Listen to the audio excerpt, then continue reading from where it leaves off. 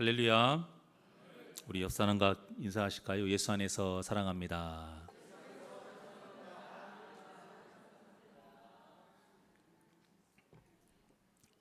네. 모든 사람이 성공하고 싶어 합니다. 세상 어느 누가 실패하고 싶겠습니까? 그런데 실제 현실이 그렇게 되나요? 모두 성공할 수 없습니다. 세상의 학자들은 이렇게 말해요. 5%만이 성공한 사람이다. 그리고 이 세상도 그 5%가 이끌어간다. 이 5% 법칙이 있습니다. 자, 이 말이 뭡니까? 나머지 95%는 희망을 막 품고 열심히 살다가 성공의 자리에 올라가지도 못하고 생을 마감한다라는 거예요. 자, 물론 우리가 오해하면 안 됩니다. 성공이 꼭 행복이다. 이것은 아니에요. 성공했다고 해서 꼭 행복한 건 아니죠. 그런데 그거 아십니까? 세상 누구라도 다 할 수 있는 일이 있어요. 그게 뭐냐면 승리입니다. 승리. 물론 반드시 필요한 조건이 있어요. 그 조건만 충족하면 세상 어떤 사람도 승리할 수 있어요. 가난한 자나 부유한 자나 병들어 움직이지 못하는 자나 아니면 어린 자나 아니면 나이가 많은 자나 그런 거 다 상관없이 세상 누구라도 이 조건만 충족이 되면 다 승리할 수 있는데 그 조건이 무엇이냐? 바로 예수 그리스도를 구주로 믿고 섬기는 것입니다. 우리가 예수님을 구주로 믿고 섬기게 되면 죄에서 승리할 수 있고 사망에서 승리할 수 있음을 믿으시길 바랍니다. 이것이 바로 로마서 8장에서 나오는 말씀이고요. 이 육신의 일과 영의 일의 차이예요. 우리 한번 로마서 8장 1절에서 6절까지 같이 합독합니다. 자, 시작. 그러므로 이제 그리스도 예수 안에 있는 자에게는 결코 정죄함이 없나니 이는 그리스도 예수 안에 있는 생명의 성령의 법이 저와 사망의 법에서 너를 해방하였습니다.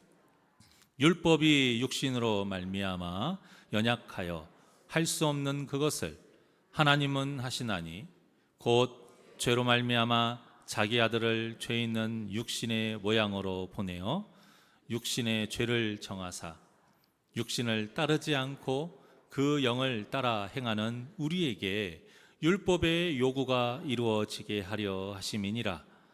육신을 따르는 자는 육신의 일을, 영을 따르는 자는 영의 일을 생각하나니 육신의 생각은 사망이요 영의 생각은 생명과 평안이니라. 아멘.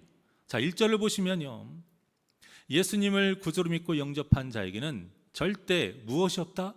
정죄함이 없다 말씀하고 있습니다.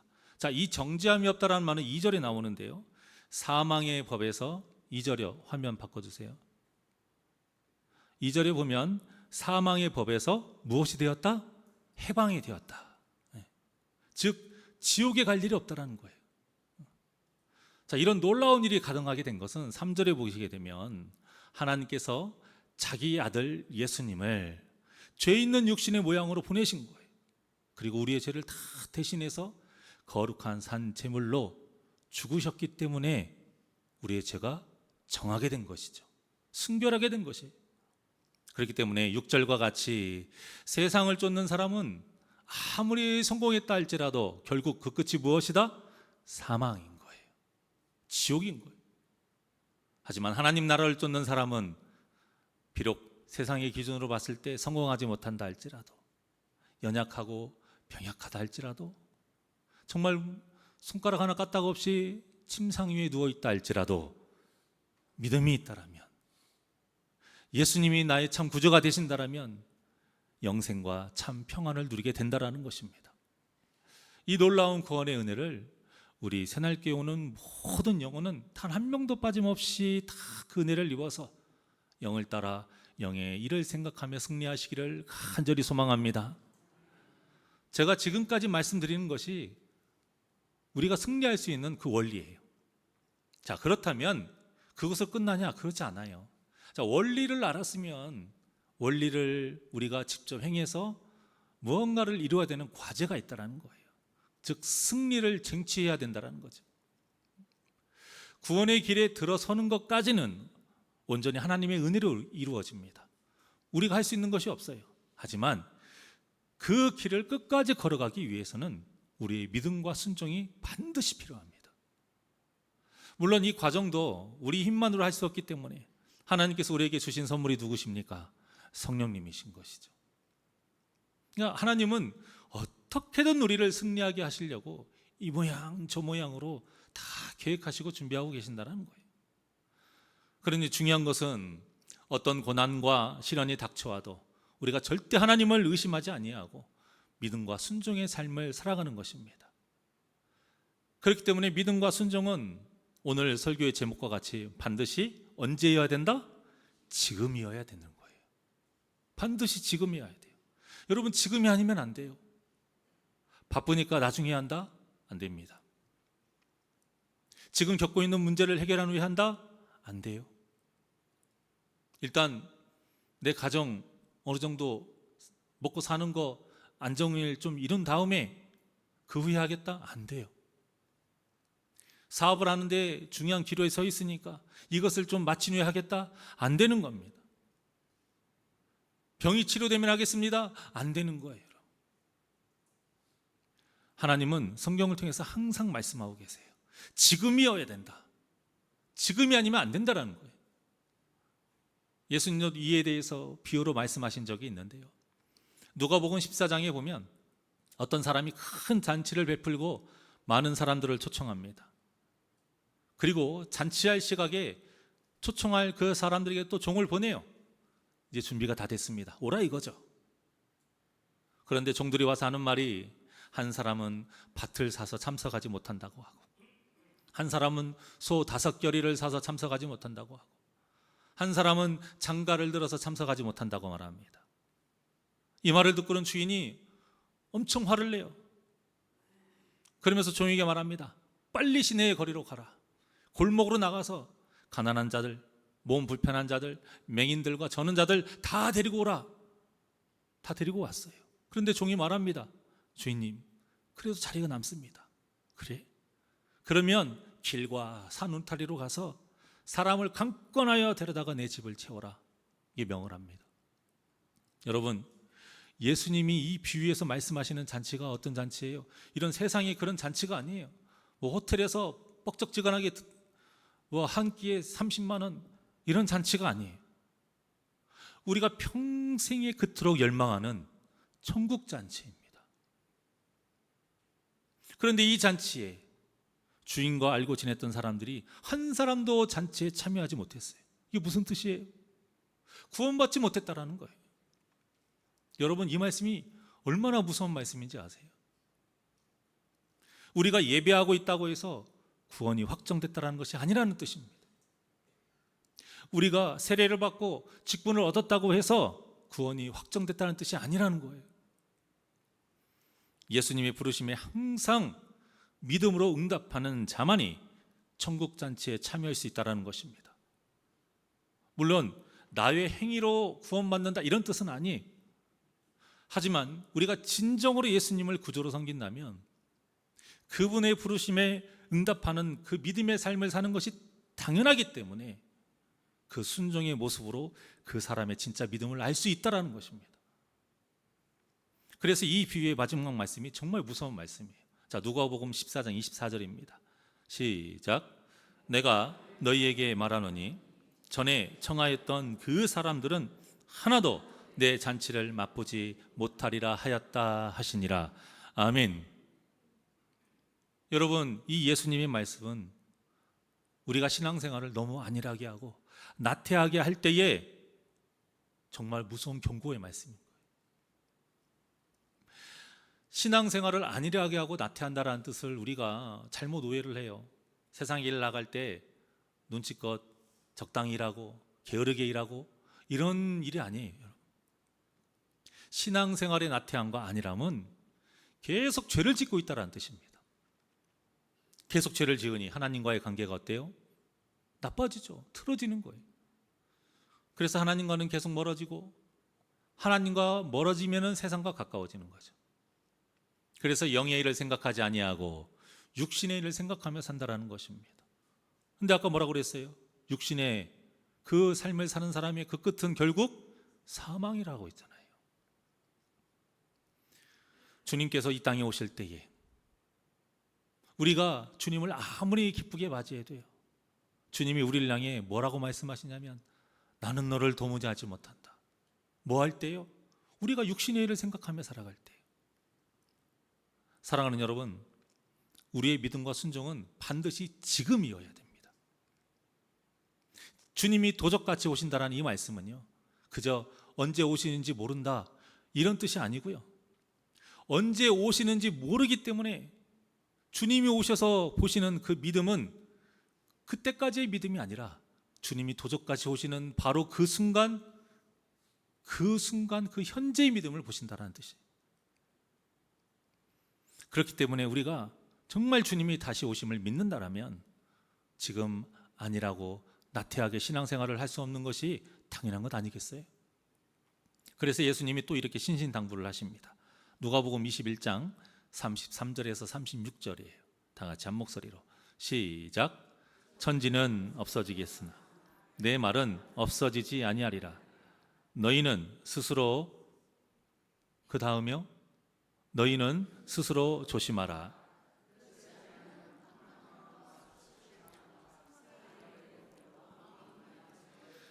뜻밖의 그날이 덕과 같이 너희에게 임하리라. 이 날은 온 지구상에 거하는 모든 사람에게 임하리라. 이러므로 너희는 장차 올 이 모든 일을 능히 피하고 인자 앞에 서도록 항상 기도하며 깨어 있으라 하시니라. 아멘. 얼마나 무서운 말씀입니까?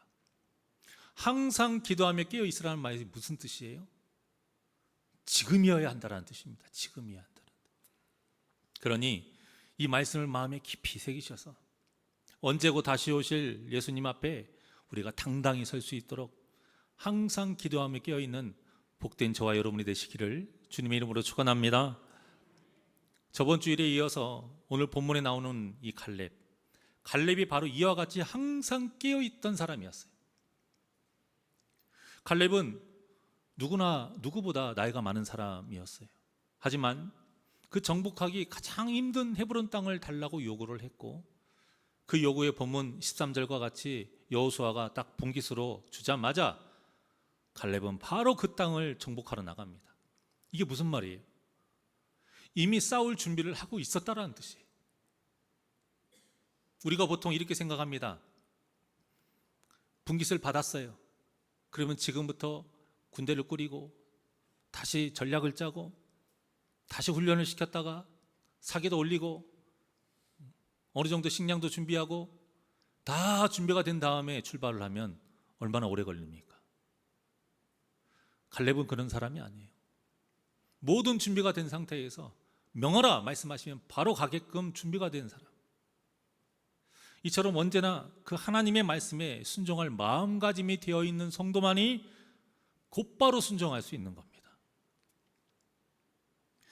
우리가 착각하는 것 중에 하나가요, 그때 그 일이 닥치면 난 순종할 수 있어. 큰 착각입니다, 여러분. 그때 그 일이 닥치면 나도 믿음으로 당당히 승리할 수 있어. 아주 큰 착각이에요. 왜냐? 내가 주일에 예배를 빠지지 않으니까, 어딜 가도 내가 그리스도인이라고 말하고 다니니까 우리가 이런 착각에 빠져요. 아니요, 이것만으로는 우리가 바로 순종할 수 없습니다. 여러분, 항상 말씀드리지만 믿음은 근육과도 같은 거예요. 근육. 평소에 단련하지 않아서 이 믿음이라는 근육이 없으면 순종이라는 그 엄청난 물건을 들 수가 없는 거예요. 아브라함이 이삭을 바치라는 그 하나님의 말씀에 다음날 새벽부터 일어나서 순종했습니다. 이런 순종이 갑자기 생겨날 것 같으세요?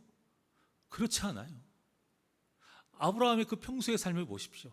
항상 하나님과 동행했던 삶이에요. 항상 하나님과 동행하면서 그 믿음의 그 근육을 계속 키워왔어요. 그랬기 때문에 갑자기 그 아들을 바치라는 엄청난 그 명령에도 곧바로 순종할 수가 있었던 겁니다. 갈렙도 이와 같이 믿음의 근육을 계속 키워왔던 사람인 거예요. 갈렙은 헤브론을 요구할 때에 자신에 대해서 뭐라고 말했냐면 성실한 마음으로 산 사람이다 라고 말했어요. 성실한 마음.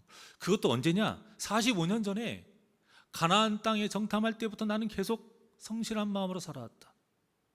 이 성실한 마음으로 살았다는 말이 무슨 뜻이냐면 하나님의 마음과 같이 확신에 따라 살았다라는 뜻이에요. 하나님의 말씀이라면 나는 그냥 고지고대로 믿고 순종하면서 살았다, 그 뜻이에요. 그러니까 갈렙의 확신은 어떤 자기의 의지나 결단 아니에요. 자기 어떤 힘이나 세력, 싸움의 기술 아닙니다. 이 갈렙의 확신은 오직 하나님의 말씀, 주시기로 하셨다고 하니까 주시는 거고, 밟는 모든 땅 주신다고 했으니까 밟는 거야, 이거예요. 갈렙의 확신은 하나님의 말씀에 대한 절대적인 신뢰에서 나온 겁니다. 그래서 그 젊은 지도자들, 그들이 나태하고 안일하게 빠져 있을 때에 누구보다도 더 패기 있는 모습으로 그 견고하고 장소가 많은 헤브론 땅을 정복할 수 있었던 거예요. 여러분, 이것은 무모한 것이 아니에요.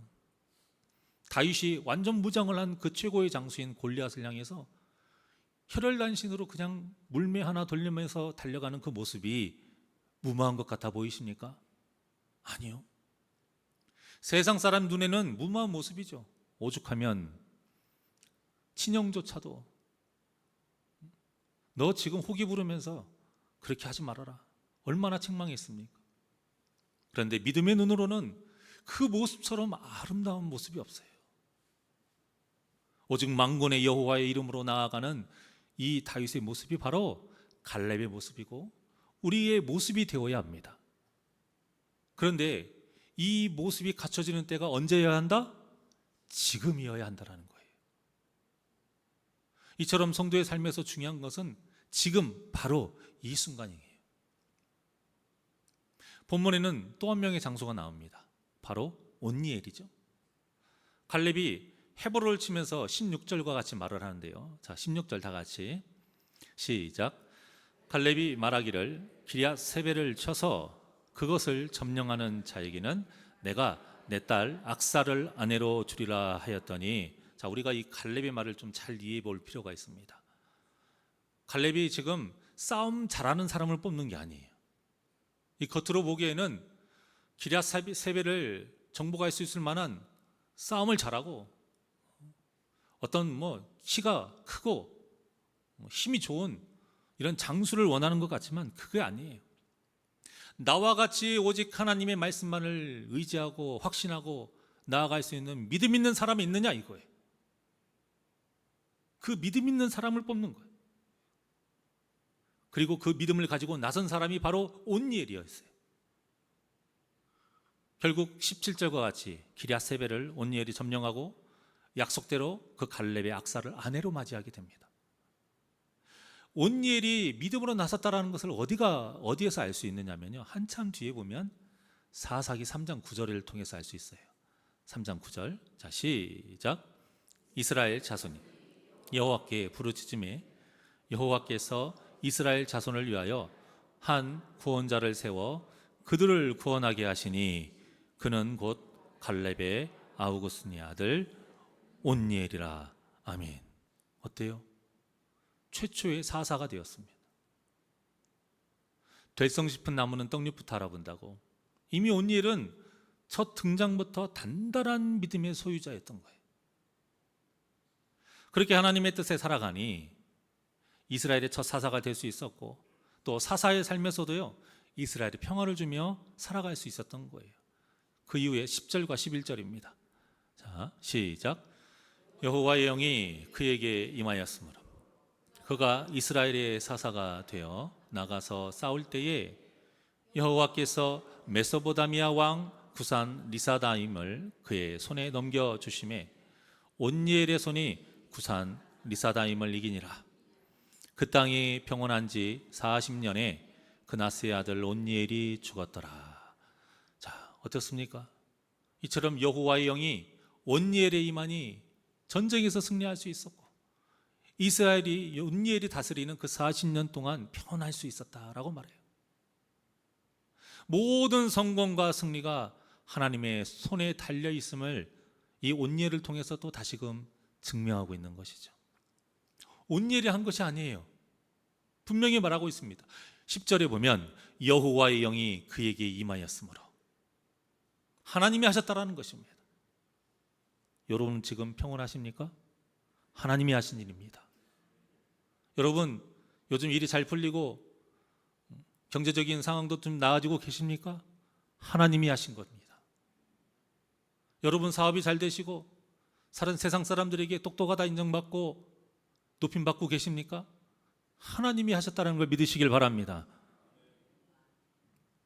모든 성공과 승리는 하나님의 손에 달려 있어요.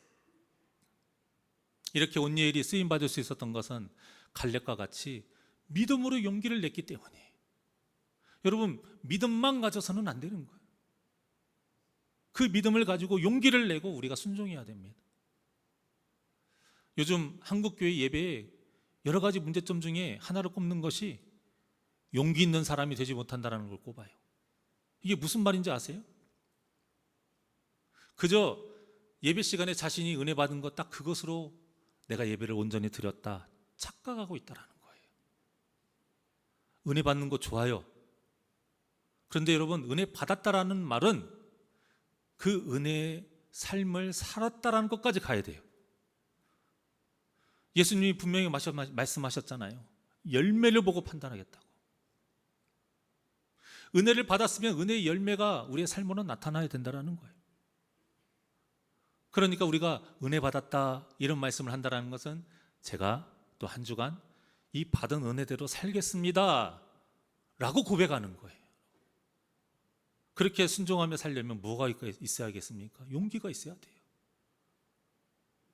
여러분 우리가 취하는 데에서 끝나면 안 돼요. 취해요. 아 너무 좋아, 말씀이 너무 좋고 나를 찔러, 취했어요. 거기서 끝나면 안 된다는 거예요. 그런데 우리는 그저 은혜 받고 감동받고 찔려서 놀란 것 딱 거기까지만 멈춰버리는 것이 문제인 겁니다. 그러다 보니까 세상 사람들에게 손가락질 당하고요, 하나님의 이름이 망령되게 되는 그런 죄를 짓고 살아가게 되는 것입니다. 우리가 착각을 해요. 사람들에게 손가락질 당하는 욕을 먹는 그리스도인들이 예배 시간에 은혜를 안 받는다, 말씀에 대해서 모른다, 기도를 안 한다라고 착각합니다. 아닙니다. 할 거는 합니다. 하지만 딱 거기까지이기 때문에 문제인 겁니다. 삶으로 이어지지 않기 때문에 예배를 드려도 손가락질 당하는 거고요, 기도를 해도 욕을 먹는 것입니다. 그래서 우리는 이 순종의 열매를 맺는 데까지 나아가야 되는 것입니다. 그래서 하나님께서 내가 누구를 보내며 누가 우리를 위하여 갈고 하실 때에 내가 여기 있나이다, 나를 보내소서. 이 이사야와 같은 대답을 하고 순종하는 믿음이 저와 여러분에게 있기를 간절히 소망합니다. 하나님께서 우리에게 말씀을 주실 때에는요, 이 말씀이 포함되어 있는 거예요. 굳이 이런 말씀이 안 나와도요, 결국 이 말씀을 통해서 하나님은 우리에게 말씀하시는 거예요. 내가 누구를 보내며 누가 우리를 위하여 갈고. 하나님께서도 모세와 여호수아를 통해서 용기를 내라고 말씀하셨습니다. 그때 하신 말씀이 바로 내가 너와 함께 할 것이니 마음을 강하게 하고 담대하게 하라, 그 말씀이셨어요. 용기를 가지라는 것이죠.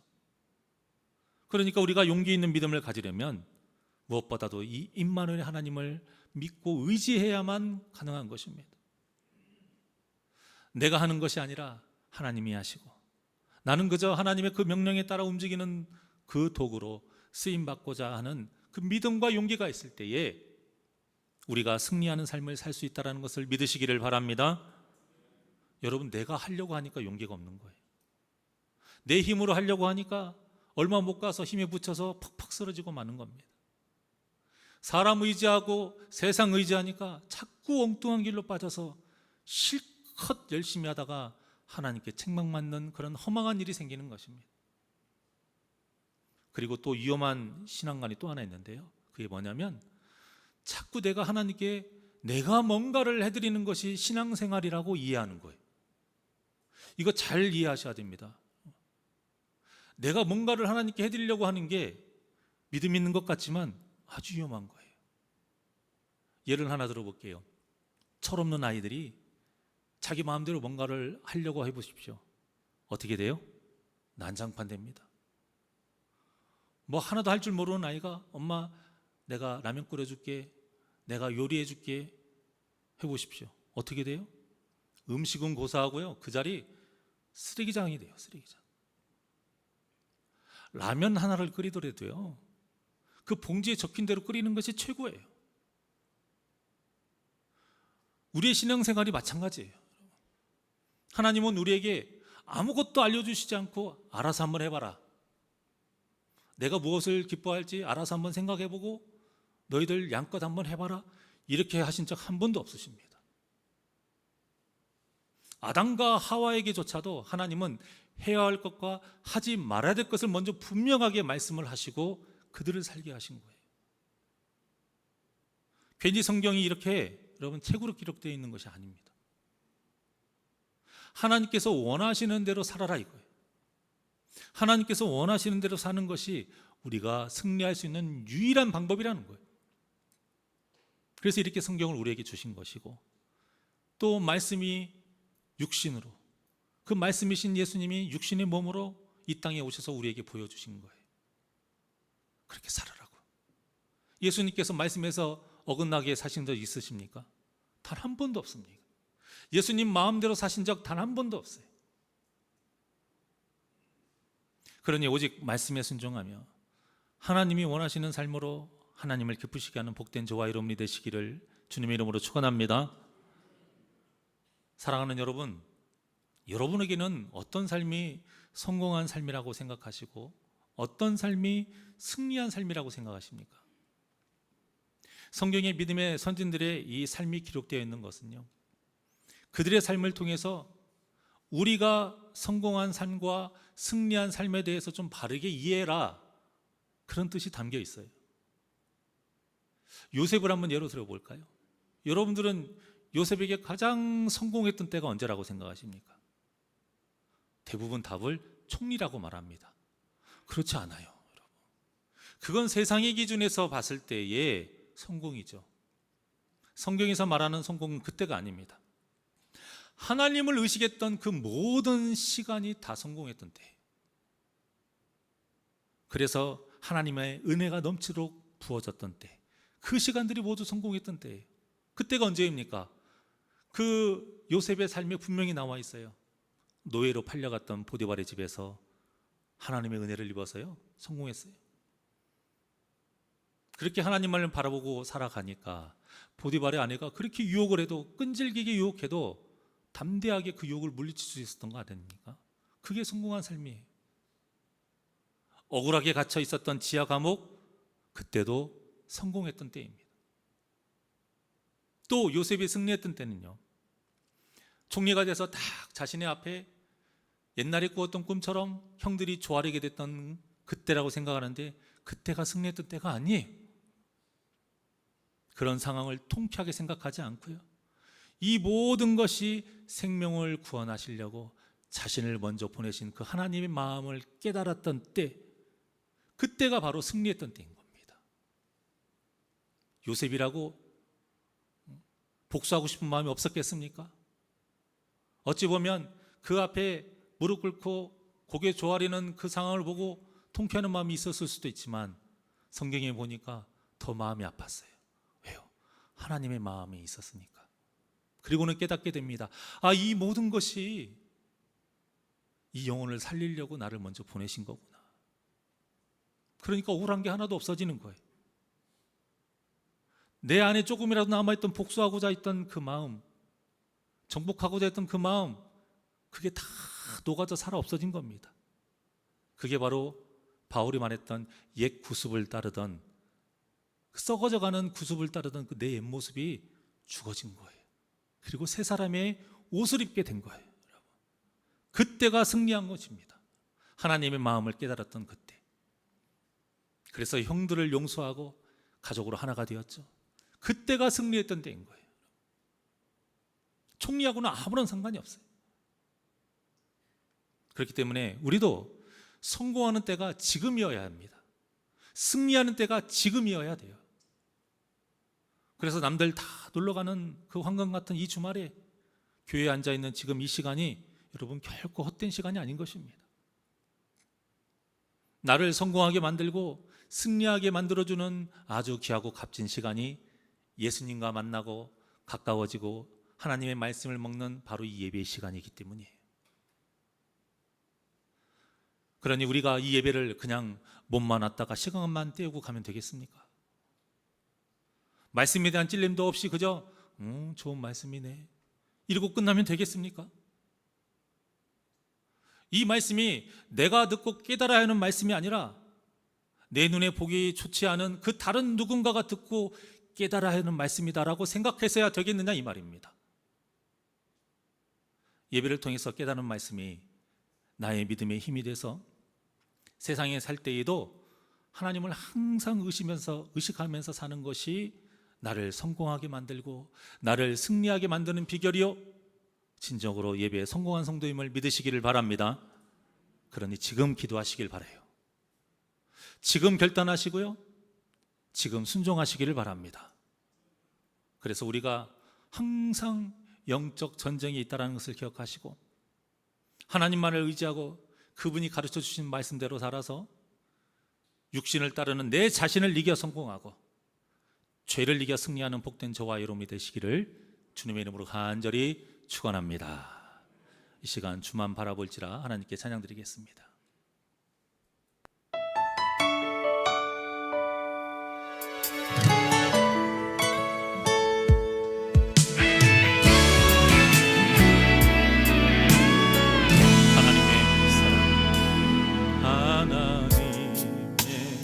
사랑을 사모하는 자, 하나님의 평안을 바라보는 자, 너의 모든 것 창조하신 우리 주님이 너를 얼마나 사랑하시는지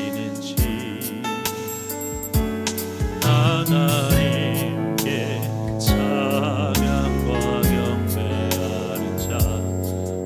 하나님의 선하심을 닮아가는 자, 너의 모든 것 창조하신 우리 주님이 너를 자녀 삼으셨네. 하나님 사랑의 눈으로, 하나님 사랑의 눈으로 너를 바라보시고 하나님 인자 위로서 언제나 너에게 기울이시니 어둠에 밝은 빛을 비춰주시고 너의 작은 시림에도 응답하시니 너는 어느 곳에 있든지 주를 향하고 주만 바라볼지라. 우리 두 손을 가슴에 얹고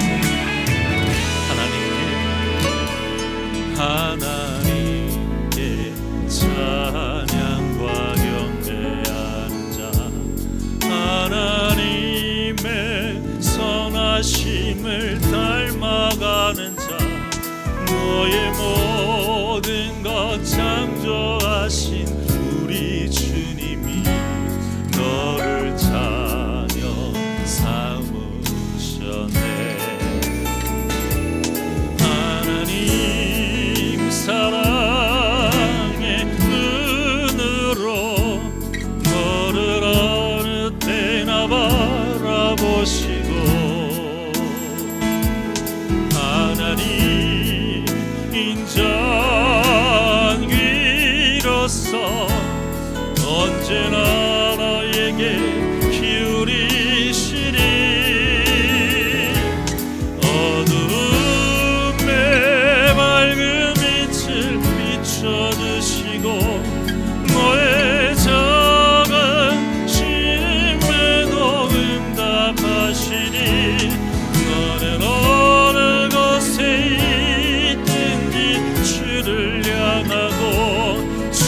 바라본 우리 두 손 높이 들고 고백합니다. 하나님 사랑의 눈으로 너를 어느 때나 바라보시고 하나님 인자귀로서 언제나 너에게 기울이시니 어둠의 밝은 빛을 비춰주시고 너의 작은 신임에도 응답하시니 너는 어느 곳에 있든지 주를 향하고 주만 바라볼지라 주만 바라볼지라.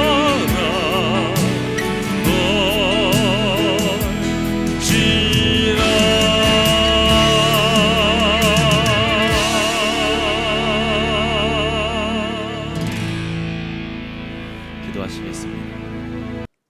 언제나 우리에게 말씀으로 역사하시는 하나님 아버지, 하나님이 주시는 그 말씀은 우리에게 지금 바로 순종하기를 바라기 위해서 주시는 말씀인데, 우리가 나중으로 미루고 우리의 모든 그 이유와 어떤 세상의 일들로 나중으로 미루어 주님이 오시는 그때를 놓치지 않도록 늘 깨어 경성하여 지금 바로 순종할 수 있는 믿음 있게 하여 주시옵소서.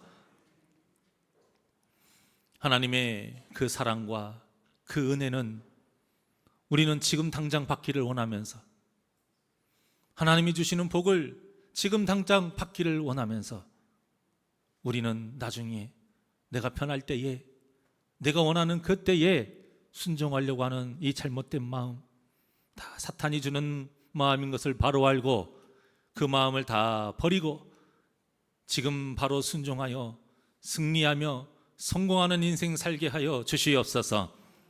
내 안에 있는 더러운 죄를 이기는 승리가 진정한 승리요, 하나님의 뜻을 바로 아는 것이 진정한 성공의 삶을 바로 알고 다른 누군가를 바라보지 아니하고 오직 내 자신을 바라보며 하나님이 주신 말씀 따라 이 세상에서 승리하며 살아가는 용기 있는 믿음의 소유자가 되게 하여 주시옵소서. 감사함이 예수님의 이름으로 기도하옵나이다. 아멘.